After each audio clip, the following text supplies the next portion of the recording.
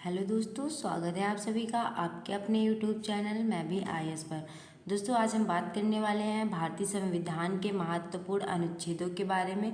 वो कौन से आर्टिकल हैं जो इम्पोर्टेंट हैं और जिनसे परीक्षाओं में प्रश्न पूछते हैं, आज हम उन सभी को देखेंगे। तो जो आर्टिकल 1 है, आर्टिकल 1 में क्या किया गया है, संघ का नाम और राज्य क्षेत्र के बारे में बात करी गई है। और जो अनुच्छेद 3 है, इसमें नए राज्यों का निर्माण और वर्तमान राज्यों के क्षेत्रों में, सीमाओं में या मौजूद राज्यों के नाम में परिवर्तन करना है। तो ये इसकी बात किस अनुच्छेद में करी गई है, अनुच्छेद 3 में बात करी गई है।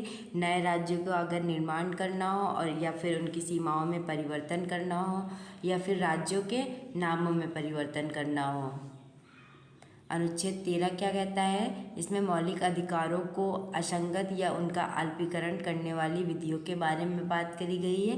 किसमें, आर्टिकल 13 यानी अनुच्छेद 13 में। अनुच्छेद 14 क्या कहता है, कानून के समक्ष समानता। तो अनुच्छेद 14 के अकॉर्डिंग क्या है, कानून के समक्ष सभी समान है, सभी को समान शक्तियाँ प्राप्त हैं और कानून के समक्ष चाहे कोई मंत्री हो या फिर कोई आम नागरिक हो, सबको बराबरी के अधिकार हैं। और फिर आर्टिकल 16 क्या कहता है, सरकारी नौकरियों में सभी को अवसर की समानता। यानी कि क्या है, अब सरकारी नौकरियों में सभी अप्लाई कर सकते हैं और सभी को क्या दी गई है, समानता दी गई है। किसी के साथ भेदभाव नहीं होगा कि या फिर कोई इस कास्ट का है तो उसके साथ भेदभाव होगा, जैसे क्या होता था प्राचीन काल में होता था पहले। अनुच्छेद 17 क्या कहता है, अस्पृश्यता का अंत, यानी कि अनटचेबिलिटी का उन्मूलन किया जाएगा। यानी कि क्या है, पहले जैसे कि हम देखते थे क्या होता था, जातियों के आधार पे क्या होता था, भेदभाव होता था उनके साथ। तो क्या किया गया है, अब आर्टिकल 17 में अस्पृश्यता का अंत कर दिया गया है। और अनुच्छेद 19 क्या कहता है, अभिव्यक्ति की स्वतंत्रता के बारे में कुछ अधिकारों का संरक्षण दिया गया है। यानी क्या है, सभी को बोलने का अधिकार है, सभी व्यक्ति क्या कर सकते हैं, अपने विचारों को प्रस्तुत कर सकते हैं। और इसका अधिकार कौन देता है, भारतीय संविधान उन्हें देता है, सभी नागरिकों को ये अधिकार है। और अनुच्छेद 21 क्या कहता है, प्राण एवं दैहिक स्वतंत्रता का संरक्षण क्या दिया गया, इसी में राइट टू प्राइवेसी का अधिकार दिया गया है।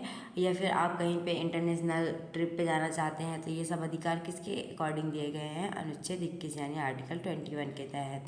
और अनुच्छेद 21A क्या कहता है, प्राथमिक शिक्षा का अधिकार। जो प्राथमिक स्कूलिंग होती है उसका अधिकार कौन सा अनुच्छेद देता है, अनुच्छेद 21A देता है। और अनुच्छेद 25 क्या कहता है, अंतरात्मा की स्वतंत्रता, मनचाहा काम और धर्म के प्रचार प्रसार की स्वतंत्रता। यानी क्या है, अनुच्छेद 25 के अकॉर्डिंग क्या कर सकते हैं, आप अपने धर्म का प्रचार प्रसार कर सकते हैं। इसका अधिकार आपको कौन देता है, भारतीय संविधान देता है। और अनुच्छेद 30 क्या कहता है, अल्पसंख्यकों को शैक्षिक संस्थानों को स्थापित करने, उनका प्रशासन करने का अधिकार। अल्पसंख्यक कौन होते हैं, जिनकी क्या होती है, संख्या कम होती है, उन्हीं को क्या कहते हैं, अल्पसंख्यक कहते हैं। और जिनकी संख्या ज़्यादा होती है उनको क्या कहते हैं, बहुसंख्यक कहते हैं।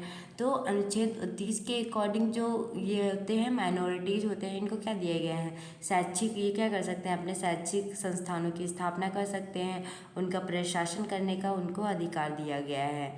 और अनुच्छेद 31 का C क्या कहता है, कुछ निर्देशक सिद्धांतों को प्रभावी करने वाली विधियों की व्याख्या करता है। और ये किस में कहा गया है, अनुच्छेद 31C में कहा गया है।